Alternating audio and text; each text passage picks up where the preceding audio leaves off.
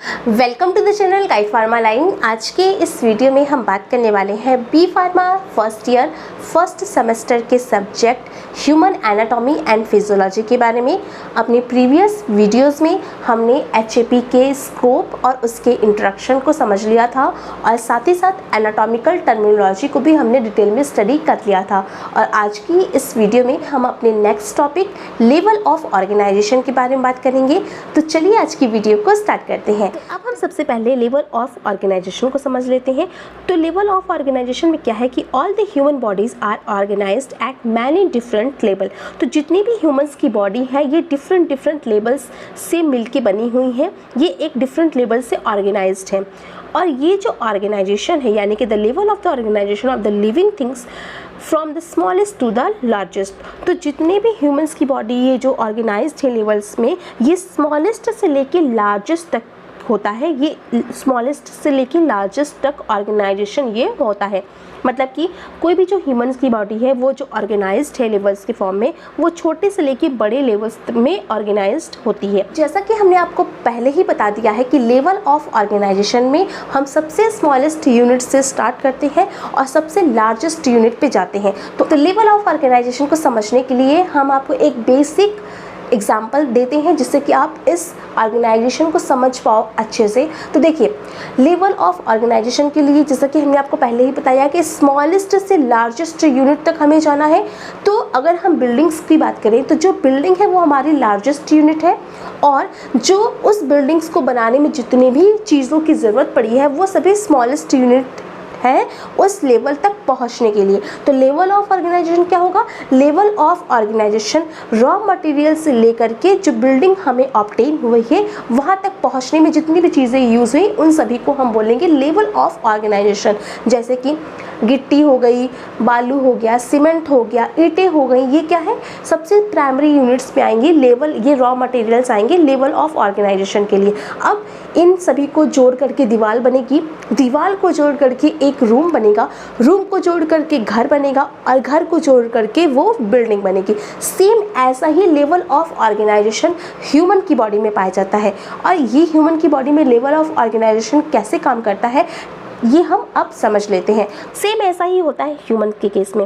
Humans के case में भी ये जो स्मॉलेस्ट यूनिट्स हैं, छोटी छोटी रॉ जो मटेरियल बोलेंगे जिसको हम यहाँ पे रॉ मटेरियल्स बोल रहे थे, इसी तरीके छोटे छोटे मॉलिक्यूल्स मिल करके आपकी बॉडी को फॉर्मुलेट करते हैं और लास्ट में जो ऑर्गेनाइजेशन तैयार होती है वो होती है ह्यूमन की बॉडी।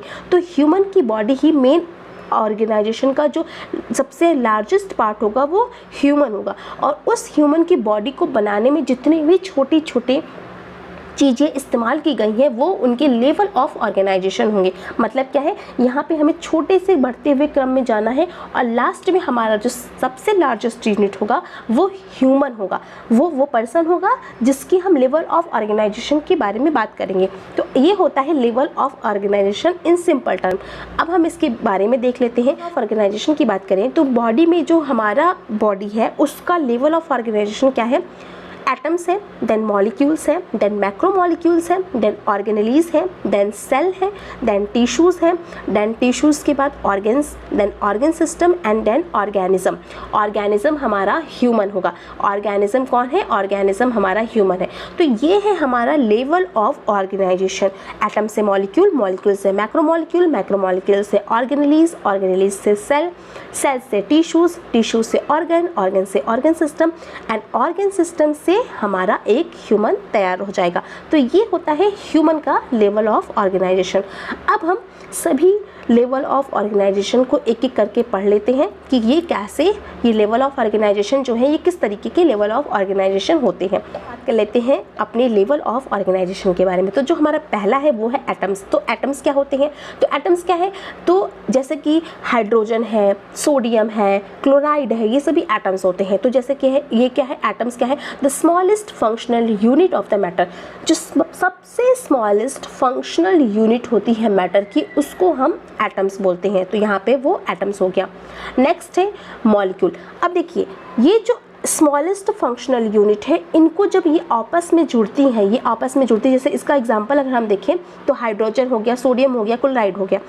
अगर स्मॉलेस्ट फंक्शनल यूनिट जो कि एटम्स है जब ये आपस में मिल जाती हैं तो वो मॉलिक्यूल्स बनाती हैं। For the example water, water क्या है, वाटर दो एटम्स को मिलकर बनता है, हाइड्रोजन एंड ऑक्सीजन। तो हाइड्रोजन एंड ऑक्सीजन जब मिलते हैं तो H2O बनता है, उसी को हम वाटर बोलते हैं।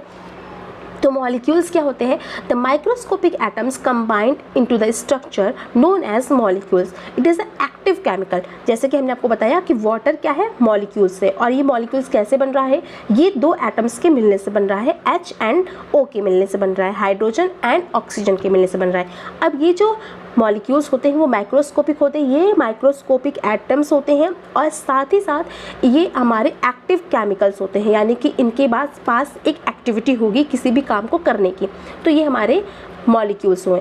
अब जब दो मॉलिक्यूल्स, तीन मॉलिक्यूल्स, चार मॉलिक्यूल्स मिलते हैं तो उसको हम बोलते हैं मैक्रोमॉलिक्यूल्स। तो मैक्रोमॉलिक्यूल्स क्या होते हैं, जब सभी मॉलिक्यूल्स मिलते हैं तो इसमें क्या है, मैनी मॉलिक्यूल्स में B combined into the macromolecules. Many molecules मिलकर के एक मैक्रोमॉलिक्यूल्स बनाते हैं। नेक्स्ट है हमारा ऑर्गेनेली।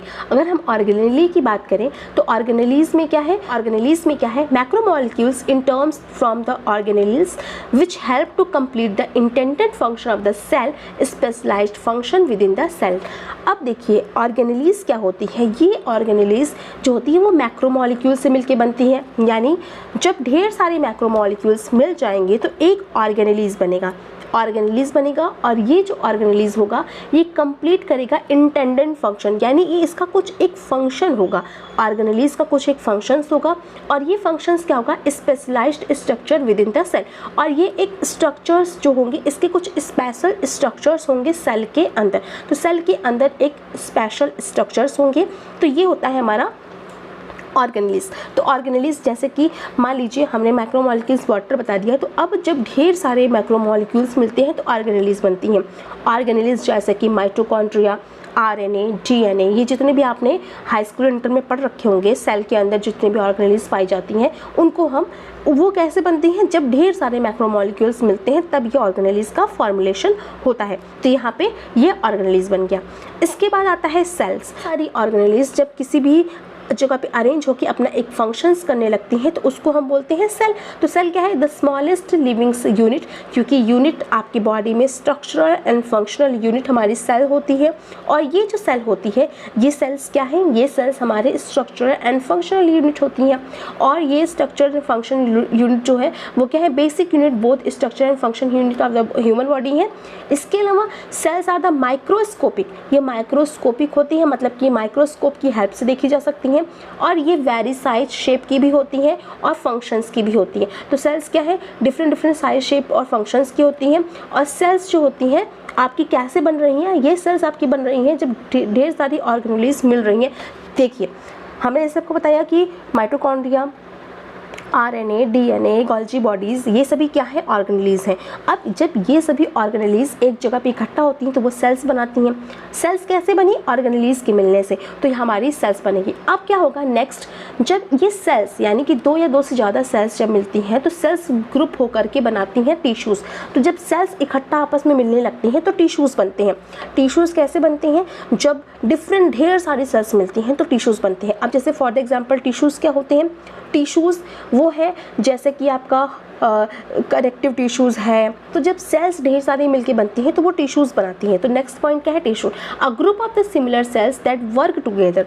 तो जब जैसे कि हमने आपको ऊपर बताया है कि जो सेल्स होती हैं वो डिफरेंट साइज और शेप्स की होती हैं, उनके डिफरेंट फंक्शंस होते हैं। लेकिन जब ये डिफरेंट साइज शेप की जो ये सेल्स हैं, जब ये एक ही साइज और शेप की सेल्स आपस में मिलने लगती हैं, मतलब एक तरीके की सेल्स जब आपस में मिल जाएंगी तो वो एक टिश्यू बनाएंगी। और वो टिश्यूज़ क्या करेंगे, वो एक साथ काम करेंगे। मतलब वो जब सभी सेल्स ने मिल गई, एक ही तरीके की सेल्स मिल गई और उन सभी सेल्स ने मिल करके अपना एक फंक्शन करना स्टार्ट कर दिया, तो उसको हम टिश्यूज़ बोलते हैं।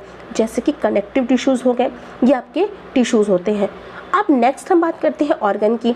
तो ऑर्गन्स क्या है, टू और मोर टिश्यूज़ वर्क टुगेदर, इसको हम बोलते हैं ऑर्गन। जैसे कि ऑर्गन क्या है, ऑर्गन जैसे कि आप ये समझिए आपका लीवर एक ऑर्गन है, हार्ट एक ऑर्गन है, लंग्स एक ऑर्गन है। तो क्या है, जब ढेर सारे जो टिश्यूज़ हैं, जो टिश्यूज़ बने हैं सेल की वजह से, जब वो सभी सेल्स जब 2 और 2 से ज़्यादा यानी कि 2 और 2 से ज़्यादा टिश्यूज़ जब आपस में मिल करके काम करने लगते हैं तो उसको हम ऑर्गन बोलते हैं। जैसे कि लीवर है, हार्ट है, किडनी है, ये सभी क्या है, टिश्यूज़ 2 या 2 से ज़्यादा टिश्यूज़ मिल करके काम करने लगते हैं तो उसको हम ऑर्गन बोलते हैं।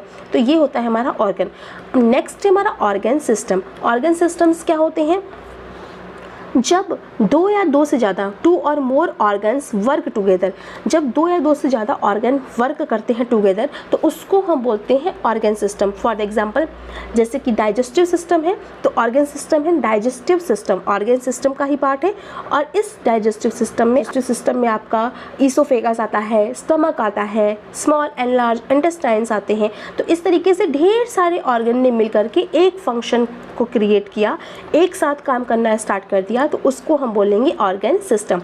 और नेक्स्ट आता है हमारा ऑर्गेनिज्म। ऑर्गेनिज्म क्या है, organ system can combine to form living organism, a single individual including all of the above. मतलब कि वो ऑर्गन सिस्टम, जब ऑर्गन सिस्टम ढेर सारे ऑर्गन सिस्टम यानी कि digestive system, circulatory system, nervous system, skeletal system, इस तरीके से ढेर सारे सिस्टम्स जब आपस में काम करने लगते हैं तो एक लिविंग ऑर्गेनिज्म बनता है। और यही लिविंग ऑर्गेनिज्म यानी कि एक सिंगल इंडिविजुअल यानी कि ह्यूमन बनता है। और इस ह्यूमन के अंदर ये सारी जो भी आपने स्टार्टिंग से चीज़ें पढ़ी वो सारी ही उसके अंदर प्रेजेंट होती हैं, यानी कि atoms, molecules, macromolecules, cell, tissues, organ system के बाद ऑर्गेनेलिस। तो ये क्या है, ये होता है हमारा ह्यूमन का लेवल ऑफ ऑर्गेनाइजेशन है। तो अब हम ह्यूमन के रिस्पेक्ट में इस लेवल ऑफ ऑर्गेनाइजेशन को समझ लेते हैं। तो देखिए, जैसा कि हमने आपको बता ही दिया है कि लेवल ऑफ ऑर्गेनाइजेशन ह्यूमन के केस में पहला लेवल ऑफ ऑर्गेनाइजेशन एटम्स होता है। तो एटम्स में एटम्स क्या है, ऑक्सीजन है, हाइड्रोजन है, क्लोरीन है, ये सभी हमारे एटम्स हो गए। इसके बाद मॉलिक्यूल्स की अगर हम बात करें तो इन एटम्स को मिला करके हमें एक मॉलिक्यूल बना, जैसे कि हाइड्रोजन और ऑक्सीजन एटम्स को मिल करके वाटर मॉलिक्यूल बना। अब इन मॉलिक्यूल्स आपस में मिल करके, ये सभी मॉलिक्यूल्स आपस में मिल करके मैक्रोमॉलिक्यूल्स बनाएंगे। मैक्रोमॉलिक्यूल्स यानी कि लिपिड हो गया, प्रोटीन हो गया, ये सभी क्या है, मैक्रोमॉलिक्यूल्स है। तो ये मैक्रोमॉलिक्यूल्स में बनेंगे। अब ये सभी मैक्रोमॉलिक्यूल्स मिल करके, मैक्रोमॉलिक्यूल्स में लिपिड्स हैं, प्रोटीन है, फैट्स हैं, ये सभी क्या है, मैक्रोमॉलिक्यूल्स में आएंगे। अब मैक्रोमॉलिक्यूल्स आपस में मिलके ऑर्गेनेल्स बनेंगे। ऑर्गेनेल्स वो ऑर्गेनेल्स होंगी जैसे कि जो सेल्स के अंदर पाई जाती हैं, जैसे कि आपकी माइटोकॉन्ड्रिया है, गोल्जी बॉडीज़ है, न्यूक्लियस है, डीएनए है, आरएनए है, लाइसोसोम्स है, ये सभी क्या है, ये ऑर्गेनेल्स है। ये ऑर्गेनेल्स जो है ये हमारे कैसे बने हैं, ये ऑर्गेनेल्स बने हैं हमारे मॉलिक्यूल्स, मैक्रोमॉलिक्यूल्स के जुड़ने की वजह से। अब जब ये मैक्रोमॉलिक्यूल्स से जुड़ने की वजह से जो ऑर्गेनेल्स बने हैं, अब ढेर सारे ऑर्गेनेल्स मिल करके सेल बनाएंगे। जैसे कि अगर माइटोकॉन्ड्रिया, गोल्जी बॉडी, न्यूक्लियस, ये सभी अगर आपस में जुड़ जाएंगे तो एक सेल का फॉर्मेशन होगा। तो ये सभी आपस में मिलकर सेल बनाएंगे। और ये सेल 2 तरीके की हो सकती हैं, डिफरेंट शेप की, साइजेस की हो सकती हैं, एनिमल सेल्स हो सकती है, प्लांट सेल्स हो सकती है। तो ऑर्गेनेल्स मिलकर के सेल को बनाया। अब इन सेल्स ने मिलकर के टिश्यूज़ को बनाया।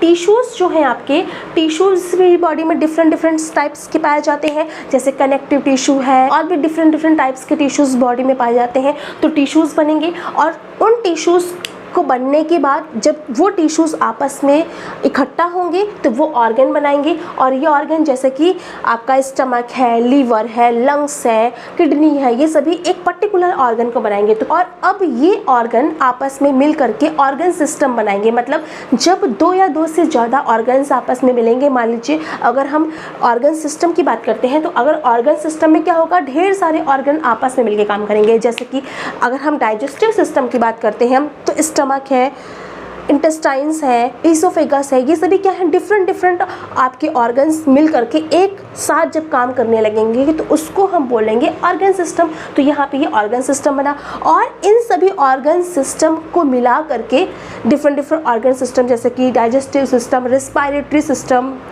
Circulatory system, skeletal system, nervous system, इन सभी सिस्टम्स को मिला करके अब एक पर्सन बनेगा, यानी कि ह्यूमन बनेगा, जिसको हम ऑर्गेनिज्म बोलेंगे।